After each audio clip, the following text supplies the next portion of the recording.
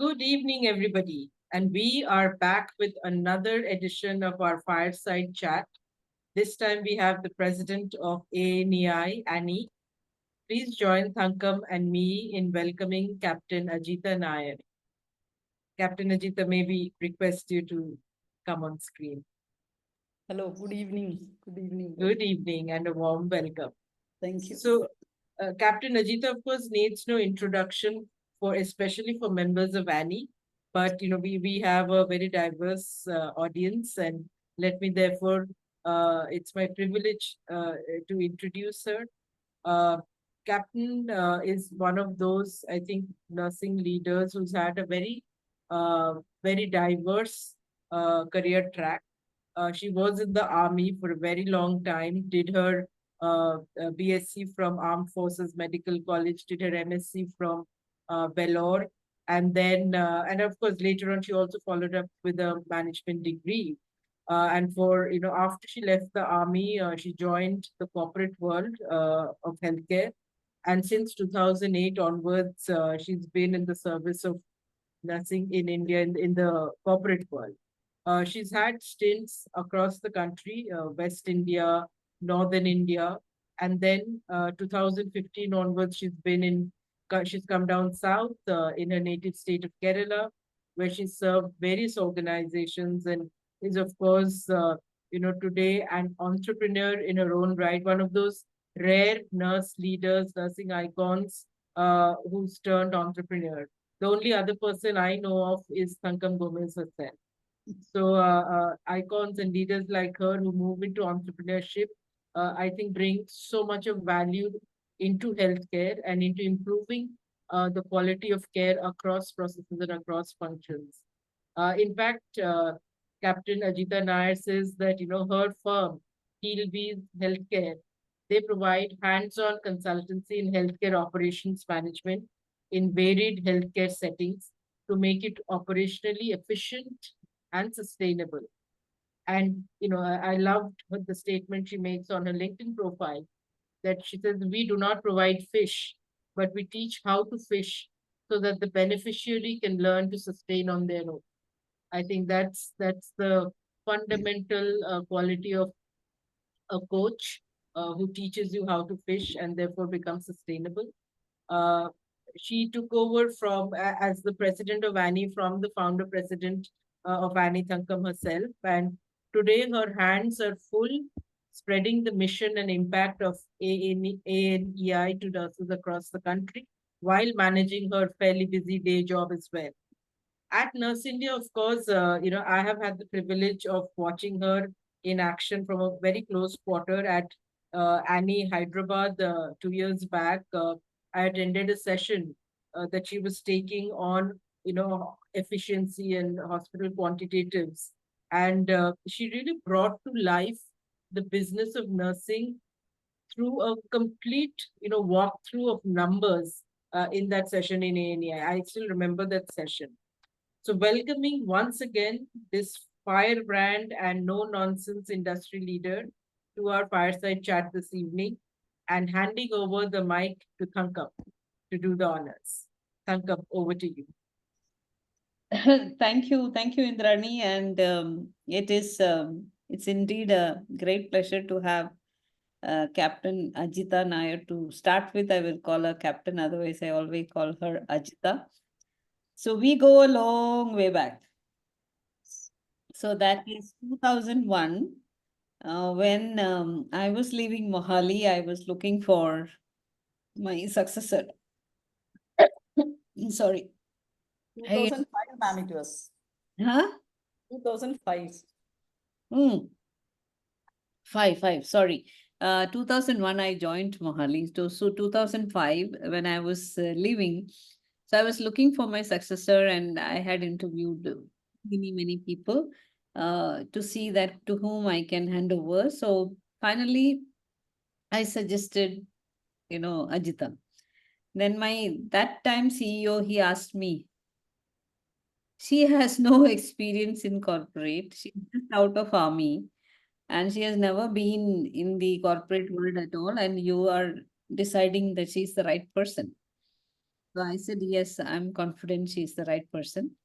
I don't want things that I have built, simply go waste. It should not happen. So the right person is very important. So I still remember, I trust your decision. So I think that decision was definitely, you know, honored by Ajita. So I'm very fortunate that I have met her when I met her, and I have seen her grow throughout the years. So Ajita, let's start our fireside chat. You are called as a firebrand. So when I met you in 2005, I did not see you as a firebrand. Definitely, I saw you as someone very, very confident, very clear in thought process, and very quick in comprehending. Something that you are not exposed, but very quick in learning. So I would like to go a little bit more, further when you are in school, college. How did you think of getting into nursing? That's a very favorite question we ask everyone in Fireside Chat. How did you land up becoming a nurse and that also in the army?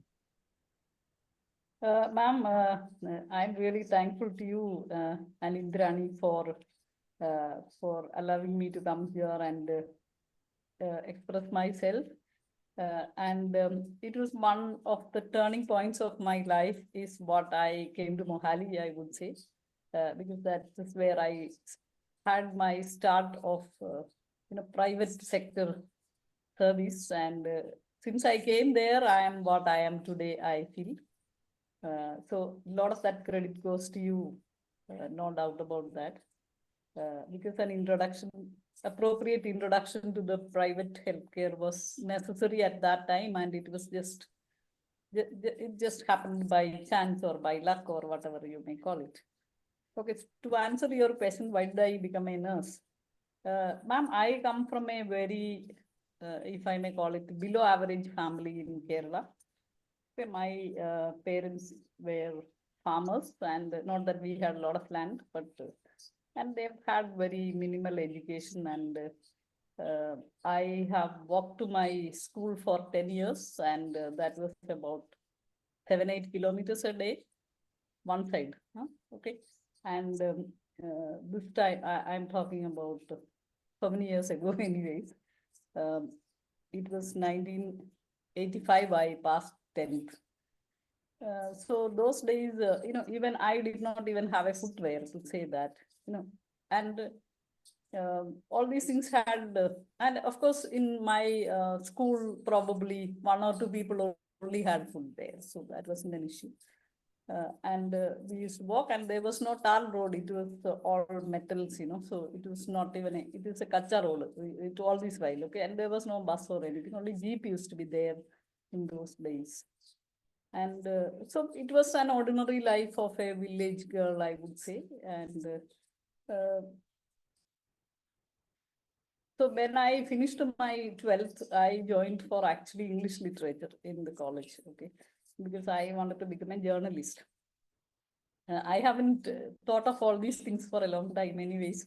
One day my brother brings me a Madhubhumi newspaper, the local dialect paper, which had this advertisement for taking people to military nursing service. And for plus two, those days it used to be pre-degree. So I had second group, of course, in that, so science group with biology, and that was the requirement for applying for military nursing service as per that dialect, and that was in an advertisement in Malayalam. And I had to take help of a retired school teacher who was a distant relative of mine who was staying nearby. So my mother and I went there, and we took a day or two to fill up those forms. It was all those days filling up the forms, sending by registered post and all that stuff, right? So it just happened by luck, I would say, that was the first entrance I've ever written. And and it had 4 or 5 days of physical examination once I cleared the entrance test. Okay, so it was not immediate; it was called later. So I mean, it was tough to get through because there were, for examination, there were over 5,000 people in those days. It was in 1987. And So in Kerala only, okay, and it had centers all over the country, and Kerala had only one center in Kochi. And it was just by luck because I studied in a Malayalam medium school. I did not know to talk English. I was nowhere sophisticated. I had a, you know, the slipper, the footwear, so we had no idea for these things.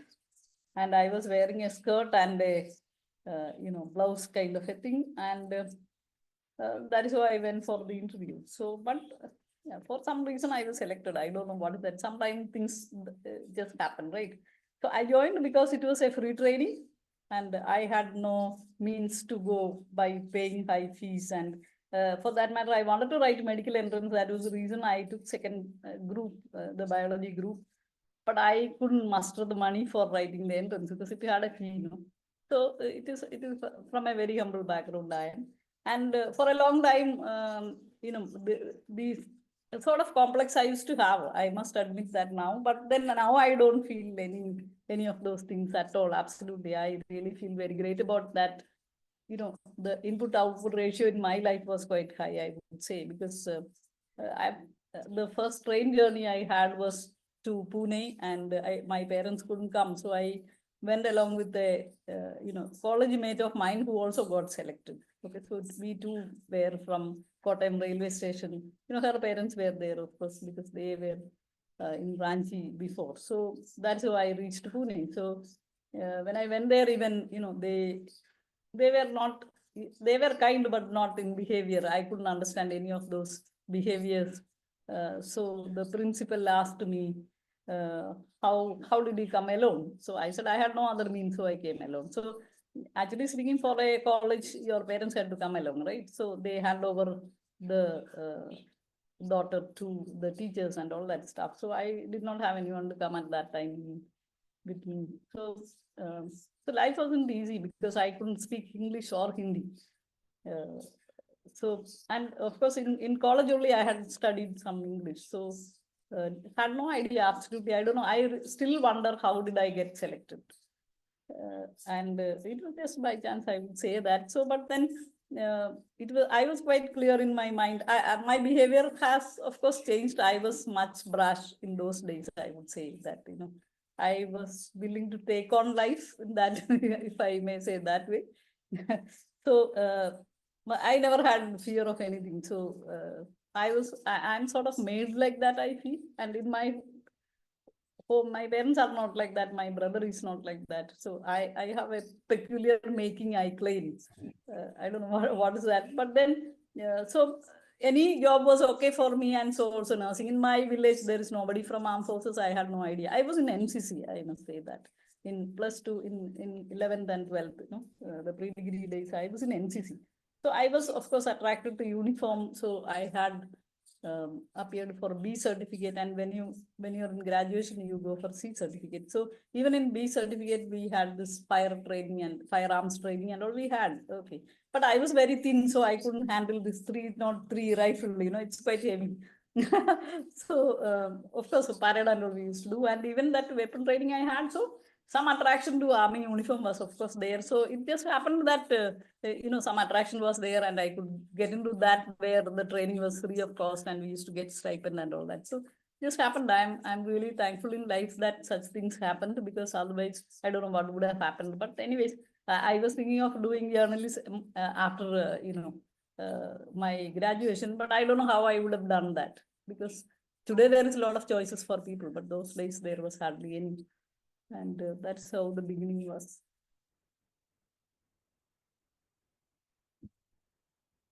Ma'am, you're mute, I think. Yeah, I said I was very intently listening to you.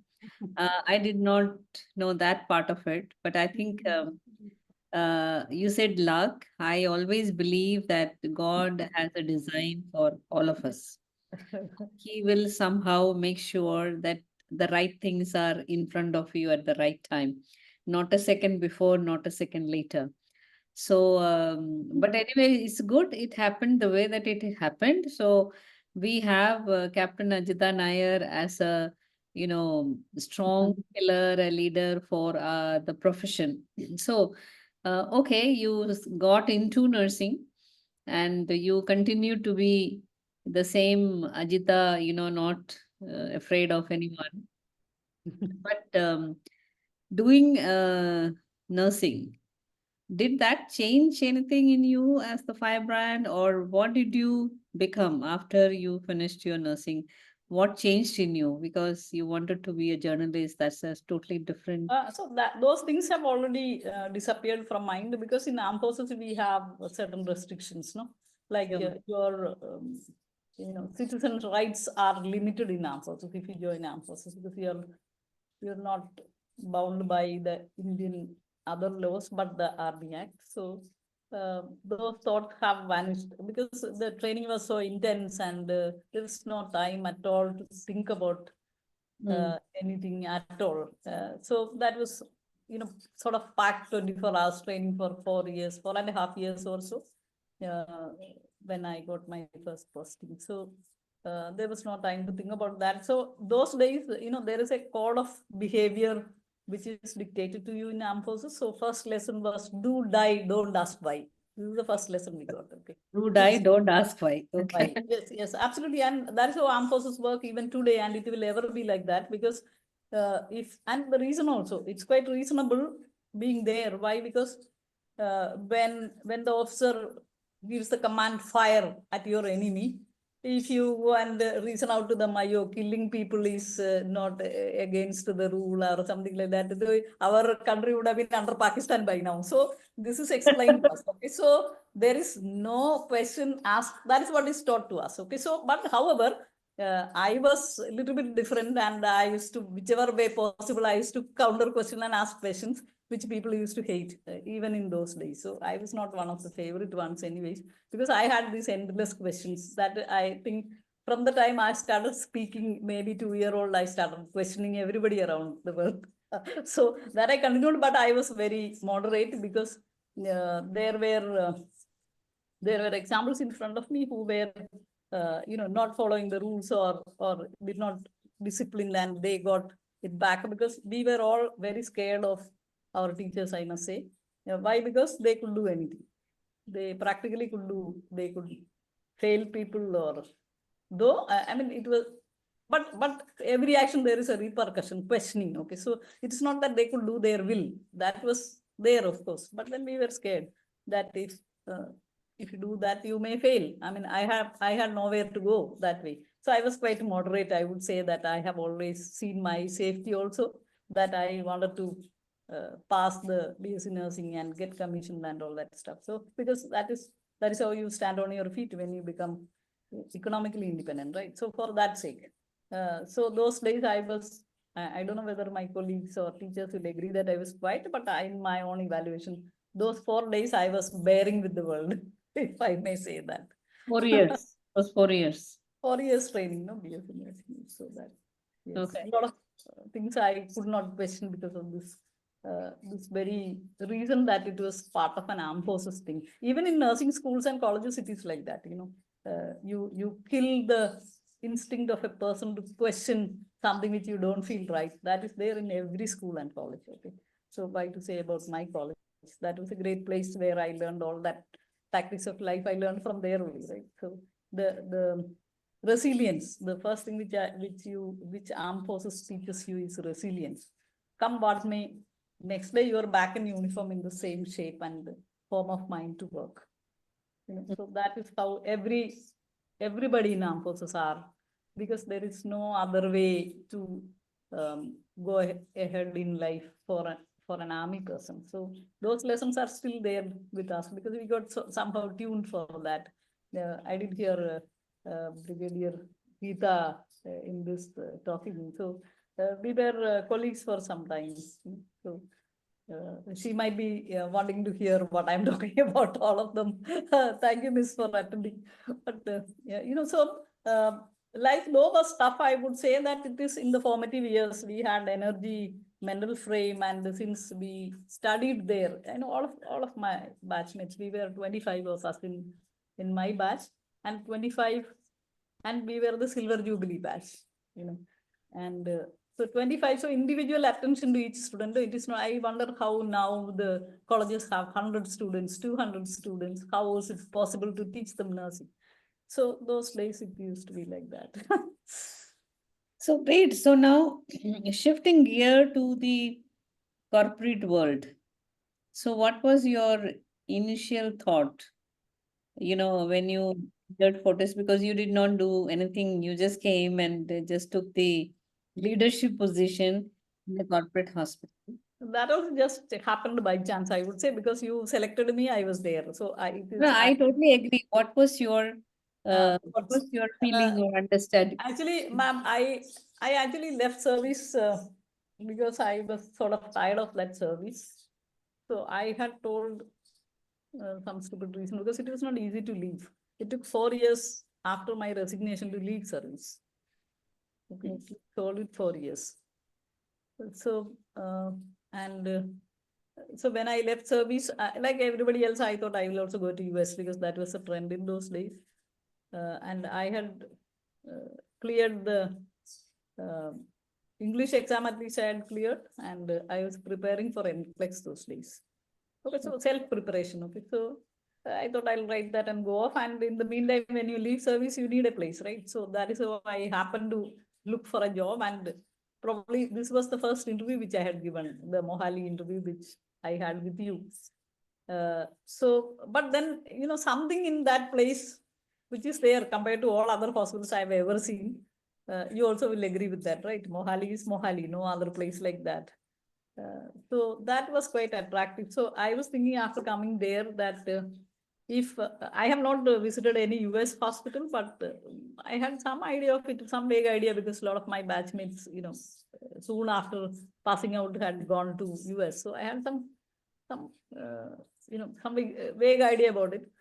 So when I came there, I thought, oh, we have such good hospitals, then why should I go to US, by the way? There it is anyway, second-class citizen dealing only will be there. No? We are not citizens or whatever it is, there is a lot of racism there in US. I think if we have such good hospitals, why should we go there? So that was my thought.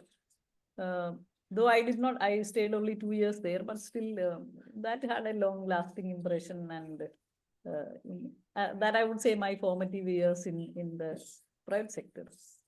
So I did not have much of objective. I never had long-term plans or objectives. Even now, I don't have long-term plans. I don't know where I'm going to be tomorrow, so I live life as it comes. Okay. So what were the things that nursing has given you for your role today? How did the nursing profession kind of helped you or deterred you into whatever that you thought of doing, becoming an entrepreneur of a different type? Because the road you took is not that easy. So how did that profession help you? Nursing, of course, entrepreneur, I mean, that is for the sake of we say that, but I still work in the hospital and life is the same. I don't find any difference for Okay. so many years. I would say that, life is not different from holidays. Yes, responsibilities have increased or the shades of responsibilities have changed, but it's the same type hospital, different specialties, different kind of doctors, patients, all it's the same. So I don't find much of it, except the designations have changed, the role has changed, but life is just the same. It hasn't changed at all, I would say. When I became entrepreneur also, I had taken up full-time projects. So for me, it was not much of a change, I would say. Though roles are different and all that is there, but I don't find much of a change, I would say, except the place is different, people are different. So would you say that if someone wants to be an entrepreneur, a mind for taking risk and a lot of courage is also required? Yes, very much, That? because we don't know the future. It is not predictable at all. So I have a risk-taking mind only because I mean, on my hindsight, I'm talking this because I don't have an immediate family who is dependent on me. Since I had chosen to be single, so I don't have to ask permission from anybody. My life is my wish. Okay. So That's actually. that gives a lot of freedom to decide what you want to do in life. because I don't know, I always felt that families, it is an asset, of course, but then it is as much a liability as well. This is what I think about family life from childhood. Okay, so this is not a new thought. So a well-paid armed forces job or getting into a good job all has not changed my initial thoughts. I still believe the same. Okay. Because you can do your best when you have freedom of mind to do what you want, and also you should have health. These are two things which you require to take risk. Hmm. So you are not saying, I mean, it could be little debatable that whether someone needs to be single to take risk or No, someone. I won't say that. I'm telling about myself. I don't think the same. No, a lot of people take risk because they have support from the family. You need to be lucky to have a supportive family. Otherwise, you can't even be a successful working woman, leave alone, taking risk in life.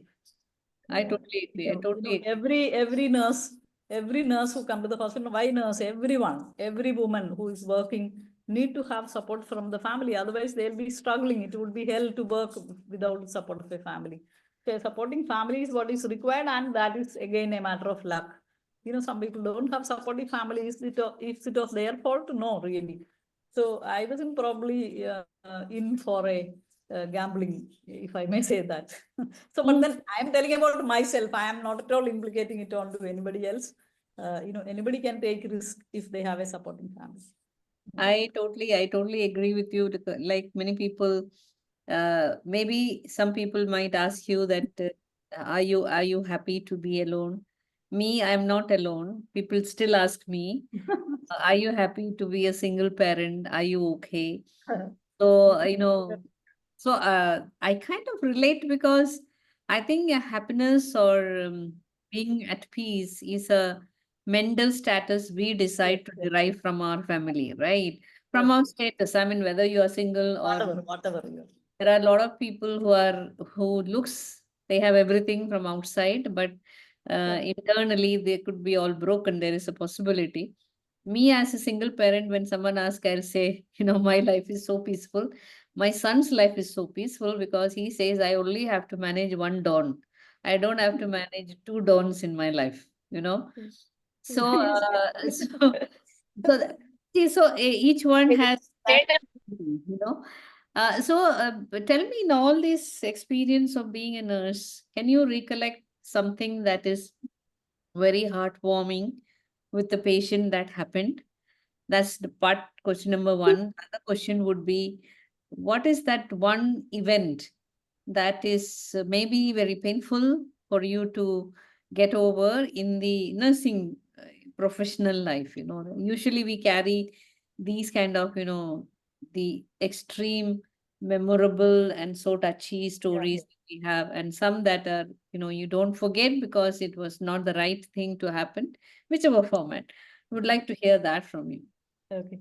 So I would say most touchy, not really touchy, most disturbing one, I would say, which because of which I thought of moving away from hardcore nursing, actually speaking. Though it did not happen, but I wanted to.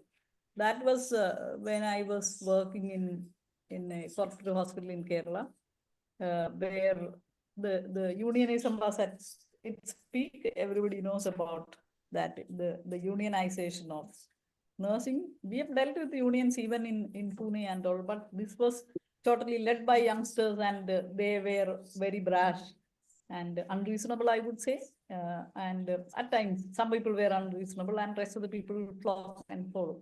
So, but it has a psychology behind it. So I do understand that too. Uh, but it is part of little bit of corporate politics too, I would say that. And so this was a time when, without actually calling off work, the off-duty nurses, about 300, 400 of them, uh, came to my office, not inside, office is a small space. So they came and protesting my activities. They sat in the veranda. So the hospital has long veranda, outside the office. And one side is the wards and clinical areas outside the office. Okay. So they all came and sat there, okay, in protest. Okay. So everybody knows that I stand so so firm for nurses with the management. Whoever knows me knows that. And but this was, people were carried away by somebody was saying and all that. So, and they were not willing to disperse. And of course, they ensured that no patient care was affected, and the hospital people were very upset about it, scared of it. They were, and so then there were security people standing outside my office, and the CEO himself was sitting there in just outside my office. There is a meeting place there. So he was sitting there for almost half a day, and these people were unwilling to leave and go. And they were quite, because it was the peak of this activities in Kerala, the United Nurses Association, and they were up and against every management, actually speaking at that time. Okay. So, so I was thinking that it's just not worth anymore to work for nurses. Seriously, I thought like that. I was very hurt and upset actually, but then I did not show it to anybody. Okay, so I remained as adamant as I am all the time. So I did not budge for anybody. Management was also trying to tell me. So it was because of my experience letter or something. They were telling some humbug reason. Okay. My experience letter is all over the world, and I made it when I was in 40s, and I still follow that, whenever I have to give one, but it gives certain grade to certain characteristics of the nurses, and it helps the other person, and also to control nurses. It can be used for many reasons. So they were saying that as a reason, but that wasn't the case anyways. But so it went on for second day, almost third day it was, before it was called off. So that time I had decided that I will not take up any job of a head of nursing. I had decided at that time. So I moved from there to a chief operating officer's job, okay, of a hospital. That is why I moved into management operations actually. So that was in 2018.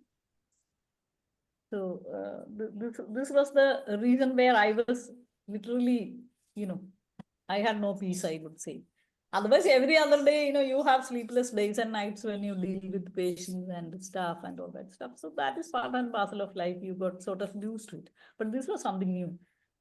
And of course, it has another side. So this happened. So at that time, I couldn't do anything. I was about 6 months in the service. So I stayed there for 2.5 years.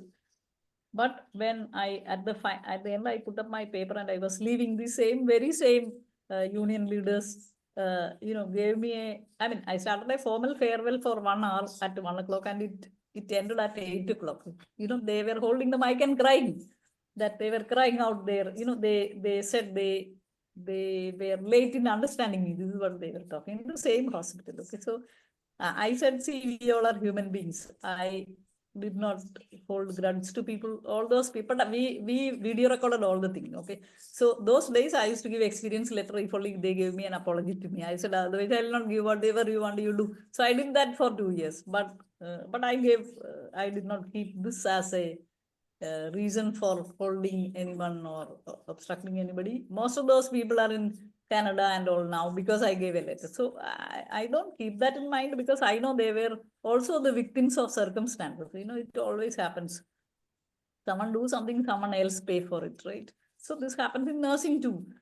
So that was the circumstances led to those things. So I don't really blame anyone for that. Though those days were a little tough for me, but still. So that was where I was little internally shaken. Okay, I would say that I never.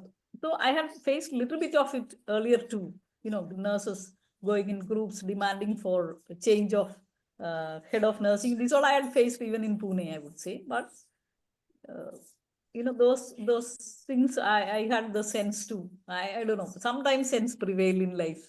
Sometimes, all the time, not really. I have also done a lot of mistakes in life, but yeah, so I stayed on there too. I did not hear that, and just usually my character is that if you don't want me, I'll go. That's it.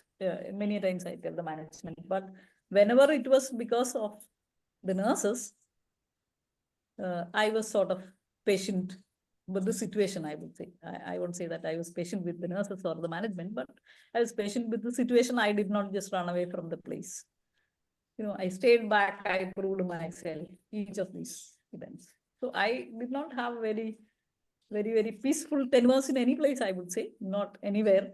So recently I was telling my chairman here, I work as CEO of Kim's Health at Kottayam, my native town, that is actually. I never thought I'll come and work in my place actually, but okay. So these all are, just I don't know, everything happens by chance, I feel. And my chairman was, I was doing this entrepreneurship and I was on a contractual job. I was here, not there, okay, in their main hospital in Trivandrum. So when I finished my contract, chairman was telling Dr. M.I. Sarabala, he's a visionary leader. He was telling me that I wish you stay back. So I said, no, I came for a purpose. I finished my purpose and to your satisfaction. So now I need to take up another project. At that time, I was telling him that this is the first time in my life, I would say, other than armed forces life, that I sat with the management, the chairman, and had a tea, and then, in a very cordial terms, we parted. And he said, so he took a word from me that whenever I'm in need, will you listen and come back to me? So I said, whenever you are in need. So this was the condition. So he called me in 2 months' time. That's a different story altogether. But so that was the first time ever that, I mean, he is known to be a terror otherwise. Okay, so clinically he will not excuse you for anything which goes wrong with a patient. Rest everything he'll tolerate, but not with the patient. But still, that was the only time where I was on a contractual job also. So contractual job is a little bit, your mental frame is different, no? You have a perceived freedom at that time. It's not actual thing, but you can say that, yes, if you don't want, because contract is, even job is a contract, of course, but then here you can say that when both parties agree only, you need to have another day, right? So that is, so everything has another side to it, yes. So now you asked, there was a second part of your question, right? So what was that question? I mean, you had Other one, questions actually. I told you, I wanted you to reflect on something as in the nursing profession. So you told me one of the challenging part. Now, can you recollect something that is very fulfilling and you are not able to forget? Something very positive. Okay, I will tell you a recent thing. Okay, so for that I need to show you a picture. So I mean, very significant things keep happening in life, being a nurse, right? So okay, so I'll show you a picture in my mobile. Okay, so you can see a lady standing. Yes, Yeah. yes. Yes, so she's holding her hand. Okay, so I'll tell the story of hers. This happened in Kim's Hospital in Trivandrum. So I haven't told this story to anybody, but anyways, there is no secret to it. All nurses knows about it. So this lady came, she must be 58 also, and she came to Kim's Hospital. So that's a place where we have about 600, 650 patients, midnight census, and every special case only you can go and visit as a CNO, right? So this lady had come to the hospital with fish-borne injury in her hand, in the finger. So she was cleaning the fish and a bone, I believe, hurt her. And so this happened in the morning and evening. She came to the hospital with swollen hand, the whole hand is swollen. And she had very severe pain, and pain control medications had to be given to her, and people were watching, and slowly the whole thing started decaying, okay, and it spread. Decaying in the sense that it became blue first, and it's all swollen up, and probably there was no blood supply or whatever. Nobody could identify what it is, okay, so, and it was spreading, okay, so it was spreading on the third day, fourth day, it reached here, and it was like 100% burns, the skin all gone and the muscles all gone, and we could see the bones, in third, fourth day, and it was coming here. I have never seen such a condition, and we have seen similar things, but then not in this condition, and it was coming and it was getting onto her body, and onto the chest, it was spreading, okay, so, and it was all swollen and leaking, and absolutely no skin, and only little bit skin was here, rest all the skin is gone, and it was terrible. She was in pain and all that. So at the end, there was a risk that she might have gone into septicemia, right? Because it's all, despite the antibiotics. So the orthopedic surgeons planned for amputation. And this lady I was meeting her every day because it's a very peculiar case. So only because of that. So her both son and daughter both are working in Bangalore or something, and they were there, and everybody was in distress because the hand is going to be amputated, and how will she live? So she was begging and crying that I don't want amputation. Even if it is only bone, I want my arm there. This is what she was telling me. Okay, so very touchy moments. And because of my armed forces experience of handling, war-affected patients, wounded soldiers, So wounded soldiers, that was in a very young age. So in armed forces, the style of management is, there is absolutely no amputation done unless it is that necessary. Because what they teach us, medical, everybody who is in hospital, was our purpose of life is to save one life and second limb, your hands and legs. Without that, man is incomplete, or human cannot do their things of their own. So at any cost, you have to save it, the life as well as the limb.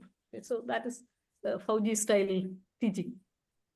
So, and I have seen many a case where otherwise people would have gone into amputation, where they are so patient to deal with this wounded, all infected limbs, and for a period of time it heals. Okay, so that's, I have seen it live. Maybe it takes 2 years to heal. Can you imagine some wound healing in 2 years? So that bad it is. Okay, war wound it is, because it is all shell and all poisonous stuff in that and all of that. So I've seen those days, so I knew that this could be saved. There is a small remote possibility of it being saved. So IRC, went and met the head of orthopedics, and he was little reluctant. So he said, what if she goes into, septicemic shock? And first, so he said, what is important is to listen to her or to save her life. So obviously saving her life it is. So he said she has no choice but to go for amputation, despite her unwillingness. So what I did, I still had this thought that her limbs could be saved. So what I did is, in private sector what works. So that is what I did, little bit of manipulation. So what I did was that I got hold of the both son and daughter. So they are sitting along with the mother and crying. So I said, you have to take a second opinion, and I will get you a second opinion from Amrita. I think if you go there, your mother's hand can be saved. This is what I told. I had no hope. Simply I told, okay. But I felt that it could be done. So they were ready for that. So सब चीज के लिए चाबी लगाना पड़ता है, right? So they were also in such a low mental state, you get into depression. So what they did was, they took a, so we cannot deny referral or second opinion. So we have a policy like that. So they wrote a summary and gave that, and this fellow went in train to Kochi, and before that he took video, photographs and all that, and with this. So there, and I had arranged for some interview, his meeting with the plastic surgeon there through our Sai Bala. She's the nursing director there. No? So, and so they went and met them, and they said, if you bring the patient here, we will try to save them. This is what they said. So he had some hope. So he came back. He came back and went to the consultant and talked about this, that, so we thought of taking her to that place, and so that her limb could be saved. Here you said there is no support. So they changed their line of thought. So they said, if it can be done over there, here also it can be done. What is here not there, what the Amrita doesn't have. Limb transplant is there in Amrita, here we don't have, but rest of the things are there. So then they changed their stand, and I did not involve in anything, because they all, as it is, they have a lot of ego and all that. Now, everybody, I don't know whether they have it, but then I presumed that. So I did not talk to anybody further, but then since they insisted, so they thought, okay, if it can be done there, here too. So she had undergone, treatment for infection, antibiotics and all that, and a series of surgeries for flap and skin cover and all that. So at the end, you saw her hand. So the other day, the son came there for some referral or something. So he messaged me, Madam, are you still here? So I said, I'm not there. But so then we were chatting on the WhatsApp, and I asked to send a photograph of mother. So he sent this photograph, and I believe this lady does every household work now. She can do everything. Okay, so just sometimes things do happen like this. So I could think of that only because of my Pune exposure. In Pune Armed Forces Artificial Limb Center of Armed Forces is there, and Commando Hospital Pune is all war people come there. All people in pieces, I would say. And we had taken care of that. And those days, there is no family with any soldier. So we only used to take care. We were there. the nurses and the nursing assistants and all were their family. So they trust us, we trust them, and we keep them engaged, entertained, and no mobiles and all that. So those days entertainment was also like if you feel like engaging them a little bit, you may sing a song or tell a story and things like that. Only conventional things. There's no technology much those days available, no. So, but I've seen doctors so patiently taking care of the wounds, and at the end they, saving the limbs. I have literally seen it. So I could do that. So this is something which is a very moving experience, no. So when I got her picture and learned that she's doing everything, yeah. Otherwise, I did not follow up. Occasionally, I used to do when I was there, but it's more than a year and a half now.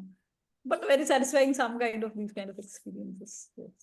Fantastic. I mean, the stories. So we are fortunate to be nurses to do such things. I would only say that. So, I'm also looking at the time. I have one more question before I ask. Indrani is telling I'm only listening, I'm not asking. So, you said that you decided that you don't want to do no more, nursing head, but now you are actually president of a nursing association. So, And I was, even after that. So this happened in my last 1.5 years ago, no? So I know. I had to do that because chairman wanted that, so I had to do it because client, I mean, we cannot choose clients, no? When you are doing an entrepreneurship, anybody we will entertain. Any patient we entertain, right? Good or bad, or, we don't say badly behaved patient don't come here, we do entertain them too. So like that it has become. So again, I became nursing head, but then it was same as before. So then situations and circumstances changed. Okay, so continue with your question. Sorry for interrupting. No, that's fine. So now, anyway, I'm looking at the time, so I'm going to ask Indrani to ask you a few questions, and again we'll come back. We Okay. want to end it on a lighter note because this is one of the fireside chat where a lot of deep thoughts and deep discussions about profession and very candid and very honest discussions have happened because we all are finally human beings and we fail sometimes each other. We fail because of somebody else at times, and being a nurse leader is definitely very, very challenging in today's day and time. And so that's a totally different story now altogether for all leaders, how to lead multi-generational workforce, starting from I am baby boomers, then you have millennials, and then you have Gen Z, then you have Gen Alpha coming up. So everybody is talking about different generations. So I was listening to a podcast. So that scientist, he's a psychologist. So he was telling it's only because we forget what we were when we were children. Yeah. So that is the reason that we think that they are different. But if you look at them deeply, probably they have the same psychology as we had when we were kids.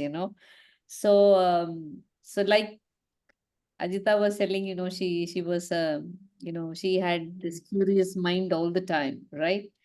So asking a lot of questions. Today's date, if you have a nurse who is asking a lot of questions, that nurse can get into trouble also. Nothing has changed much. So Indrani, over to you before I come back to Ajitha again for some, light-hearted chat. Thank you. Thank you, Sankam, and thank you, Ajitha ma'am.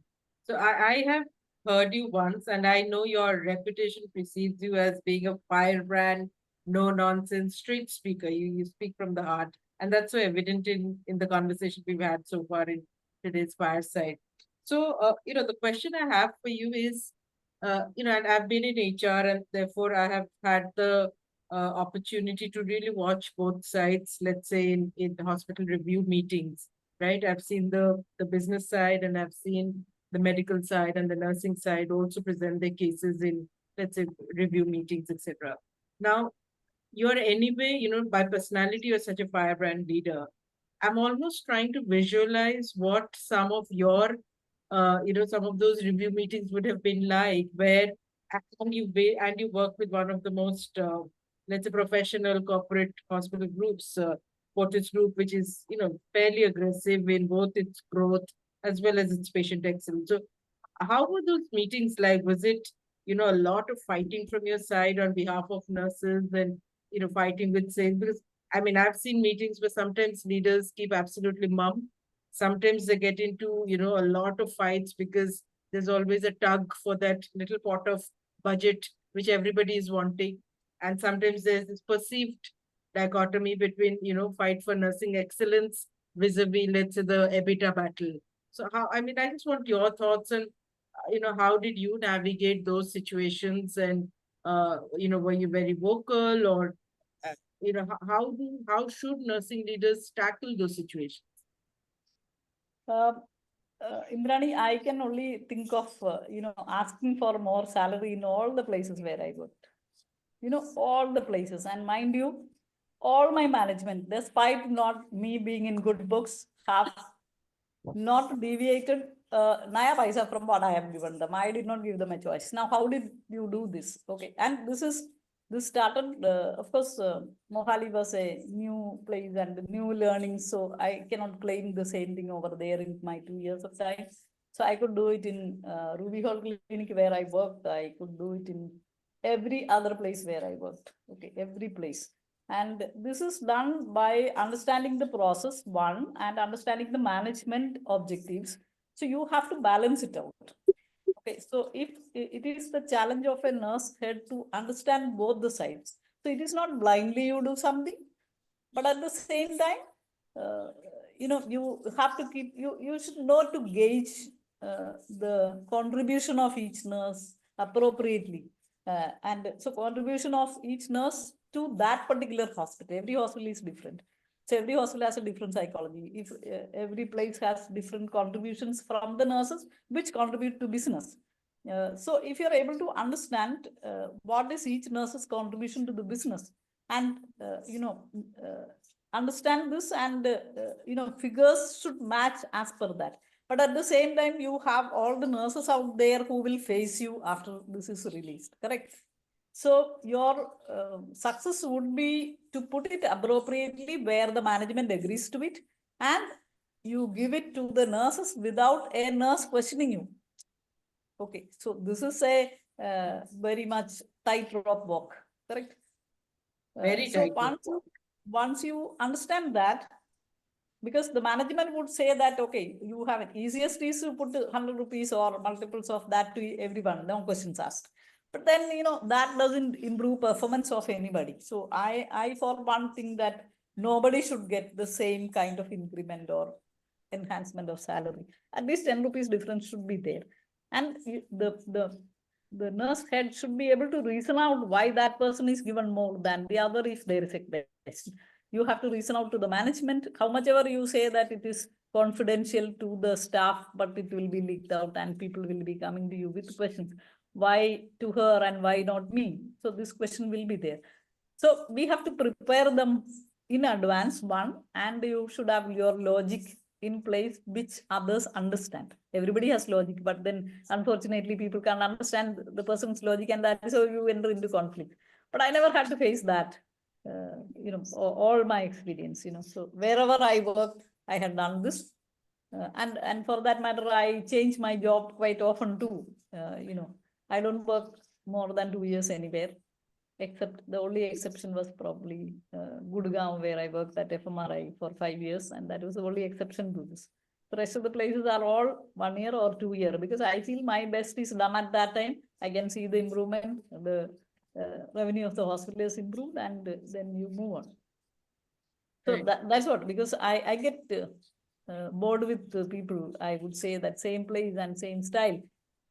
I can't say bored with job, because the job is same. I have to accept it. I have taken this profession, correct? So only thing which can change is the people and the circumstance probably. So I have only one thing I get bored with is same thing over and over again. The very reason to leave army also was that it is a very predictable life. I knew what I'll become after some time, right? So the pros and cons, So I somehow do not like predictable life. To that matter, I don't know where I'll be after, say, 3-4 months, in which place and which house. So I do change my house every 6 months. I would say this is 8th house or Oh, something. wow. 8th or 9th after coming to Kerala in 8-9 years time. So I mean, probably because there is no other novelty in my life, could be that is the reason I would say. Wow. Maybe it is all hindsight. Okay, so it is not a planned activity, but I do keep, even if I am doing good in a place, I feel for growth, for having a broader outlook to things, and for more learning and all that, you need to change places if you can. If you can't, okay, accept it. But since I can, so I use You that. leverage that. No, And you will wonderful. I have a corollary to that question that you spoke about, fighting for your nurses in every single job that you've been. We have a lot of, let's say, first-time leaders or young leaders also part of the audience and who will listen to the recordings later on as well. So my last question to you before I hand over to Thankam is, because I've also had the privilege of hearing you deliver a session on numbers and quantitatives and evidence-based nursing. I think that was what your session was called, if I recall. And you mentioned about your own background. So how did you develop yourself as you climbed the ladder within the nursing profession? How did you add on to yourself in terms of these non-nursing skills? These are really, business skills or quantity. I mean, these are life skills for sure, but not necessarily all nursing leaders have the data and the quant skills. So if you could share one or two tips that maybe, younger leaders can pick on, which could help them. Indrani, in very young age, probably I have understood this. How did I understand this? I can't really figure out, but definitely from the college where I went, FMC, a lot of teachers have influenced you knowingly, unknowingly. I remember when we were, we finished our course and we were sent to different, from the army headquarters, the order comes and he goes to different place. So that time our principal said that, in life, something which you have to remember is that never let down your institution. And two is, you have to be the best among the others to be noticed. To be noticed, to have your own say in things, you have to be the best. So, nobody will be satisfied with an average work. And you have to deliver more than other people expect in whichever way. So in nursing, there is a limit in everything. No? So more than that, what you can do, you can't. So that is the time where I thought of learning other skills. Because you want to learn, and that is, this year I want to add some competency to my, skill set. Correct. So that was the reason why I looked at other departments and learned. And which helped me was that I was part of commissioning of two big hospitals, one being Fortis Memorial, because then you have a lot of time when you don't have patients and you have your team, and setting up the hospital. So that is an opportunity to go and learn about everybody. And same thing I could do it when I came back to Kerala. It was a greenfield hospital where I joined in technology, something similar as that of Fortis Memorial, Maitra Hospital at Calicut. So these two experiences have given me more depth in my understanding of hospital operations, I would say that. So that was the background. So, but then there are a lot of people who came in the same situation and did not learn this. Okay, so it depends on your attitude, your intention, and if you want to learn, you can learn. In Mohali, people used to say, at least though I have worked with her for only 2 weeks together, but she's sitting with everybody, maybe with the finance, maybe with HR, maybe with the front office, to learn how the things are done in system. I'm not as techno-savvy as Thankam is, but I can manage the technology sitting behind the screen. Okay, so I'm not a techno-savvy person that way, if you call it. But then I can, without seeing the screen, I can give every instruction to operate a system in a hospital. Okay, so there are people who learned along with me too, and who became more expert than me. Your real test of time is when your juniors become better than you, correct? Yeah. So I have witnessed that too. I was lucky enough to witness that too in life. And so someone said that, the real test of a leader is to create more leaders, right? So how many people have become CNOs who worked with me, it's more than 50, maybe 60 or so. Okay. So a lot of people have, I mean, that was the time also where leadership was in requirement also. So everything should, should have I mean, everything has a time context, but then I was lucky enough for, going through this. So a lot of people who worked with me have actually proved themselves much better than me. I would say that. But then where they were recognized or I don't know, I can't comment about that, but then they were in real sense. So your success is not you as an individual, your success is to create a team. It's a team effort. It is never an individual can succeed in anything in patient care.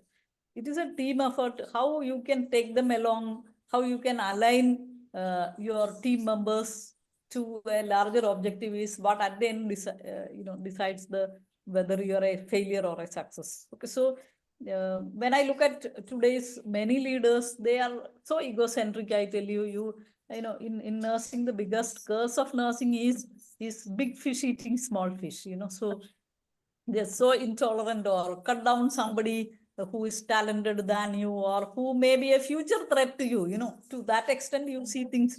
I have seen it in medicine among the doctors, but even now I see it among the nurses too. So, not allowing somebody talented to come up in life, or all these different kinds you see. These all are so very detrimental to the profession, actually, the development. So, in nursing, a lot of things we claim, but then I am a very critic of myself first and to others too. So all claims done, I feel there's a lot more need to be done. There is no limit of it. And nurse leaders, I would request Madam Nangam, we have to really do something. Though I am not talking about Annie, otherwise I am telling that to build up the competency of nurse leaders, I do find them not at all competent. I know not at all competent even in patient care. I mean, I handle so many of them even now, and I get a lot of calls to asking for help. Okay, so help. Now it is from the CEOs. How to handle a CNO is the thing now I am coaching people. Okay, how to handle it? I mean, it's shameful, I would say, that how to handle a CNO. A CEO is asking me because CNOs are not found. Okay, they are extinct. To find another CNO is a task. So CEOs are in trouble, I would say, whoever is leading the hospital, because the CNO is not in control. They don't have competency. There's a lot of problem in patient care and with the nurses. So this is something we have to do, seriously, I tell you. So this is something which an urgent need I would perceive in healthcare, that to have CNOs who are competent in their job. That's essential for patient care, right? Right. I Fantastic. I totally agree with Ajitha, but the challenge here is the CNOs being aware that they need to build the competency is another challenge. Yeah, yes, When yes. you Absolutely, when they you have no clue. think that you have everything and I don't need to learn, and when Seriously. others are thinking that they don't have the competency, that mismatch, then they themselves are not even willing to invest in themselves. Yeah, That's a challenge. Uh, yes. but yeah, collectively we need to think we cannot give up for sure.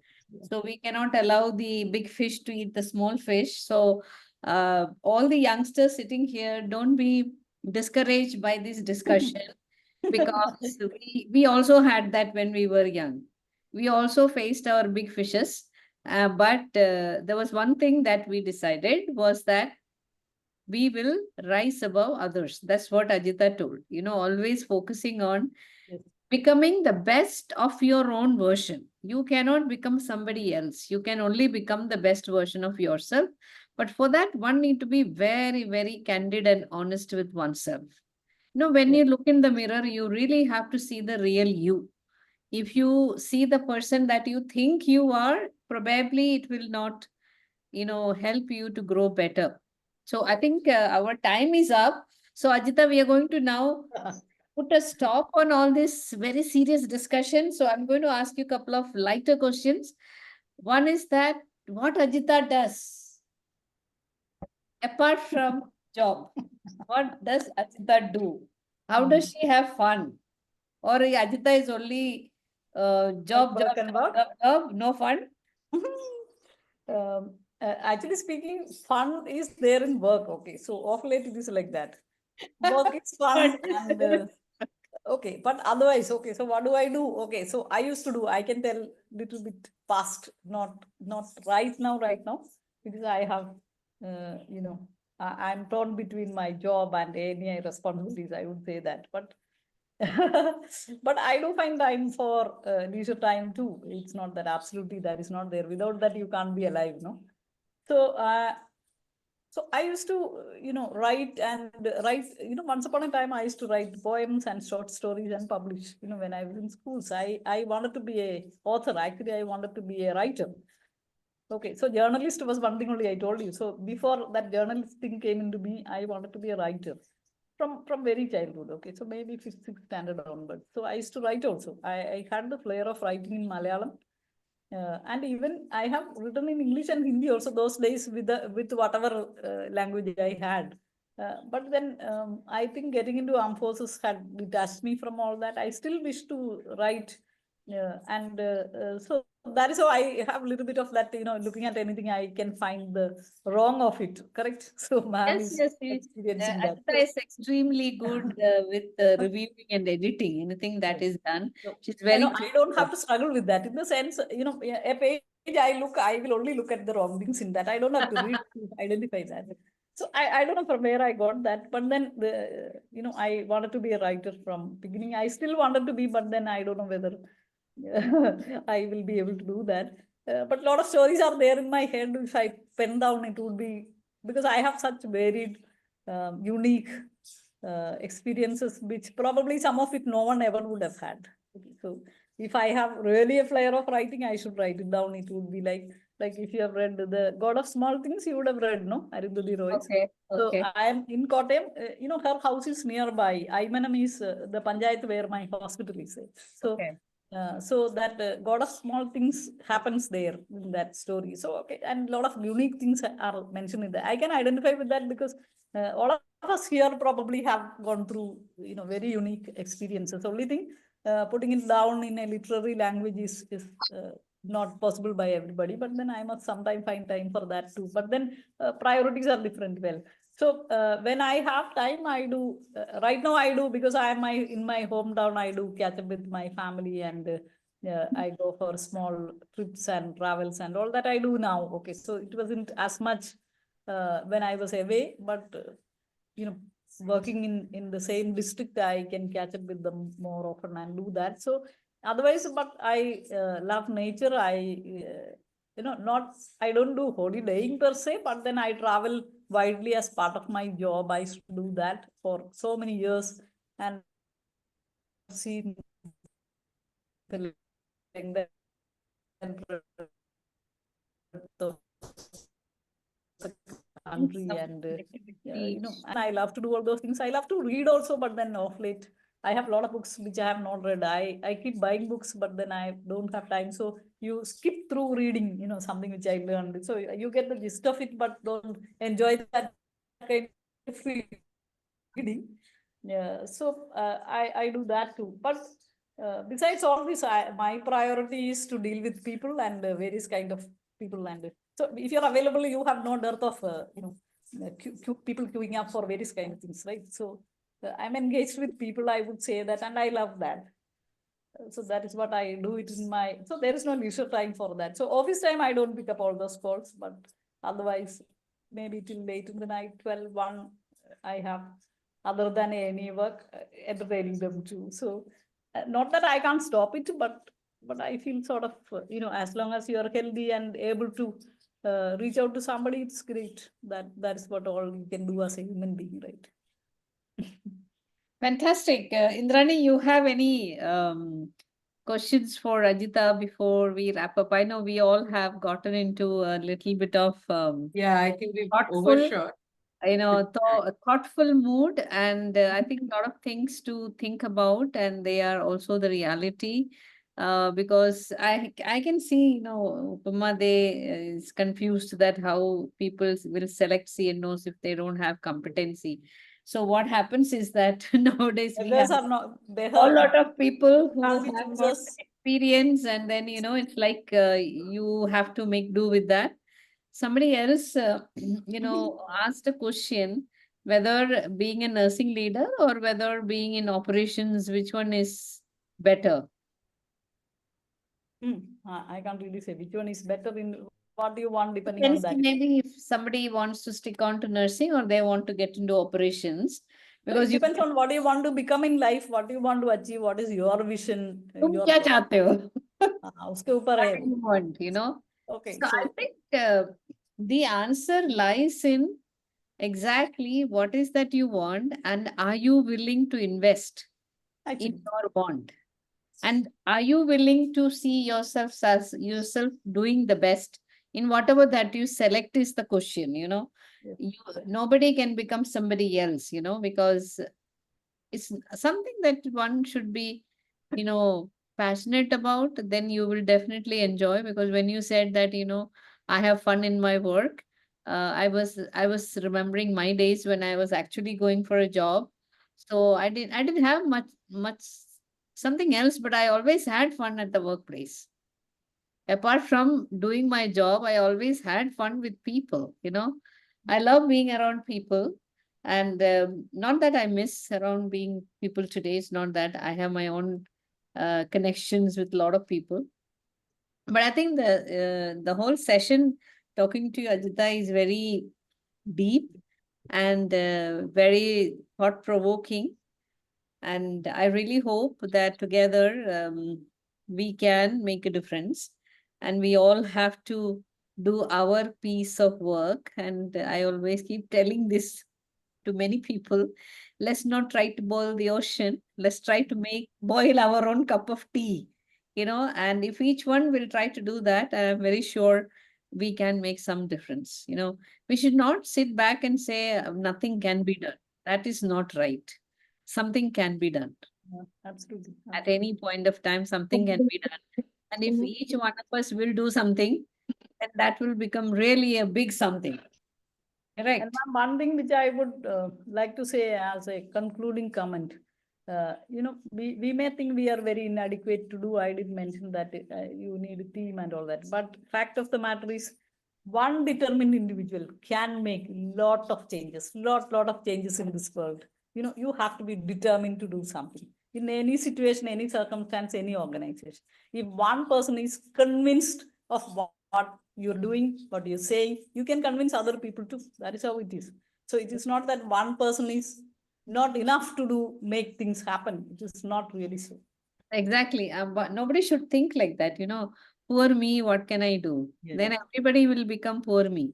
So I think each one, if we are determined, you know, so that is what many people say, that if you are willing, if you have the ambition, you are willing to work for it, hard work, and you are willing to be persistent, nobody can stop you from being successful, you know, in your own eyes, not in other people's eyes, in your own eyes, you can become really successful. So what say, Indrani? Let's wrap it up. We can still talk for, you know, you I have know, lot I of think all points that's the going up perfect like that. perfect note to wrap up, because and I mentioned that those in the chat that let's not boil the ocean, let's just boil our own cup of tea. And what they, what at the end, I love the accompanying gesture that Captain Ajitha did, that one person can make it happen. So and that was just her own experience speaking. So wonderful session. I think two experienced leaders sharing their life knowledge, and a very, very engaged audience. I must thank the audience for their engagement, and the questions they've put, and a lot of reactions on the chat, etc. Thank you very much. Thank you, Captain Ajitha, for your time. Thanks, Thankam, once again for always finding the time to do this.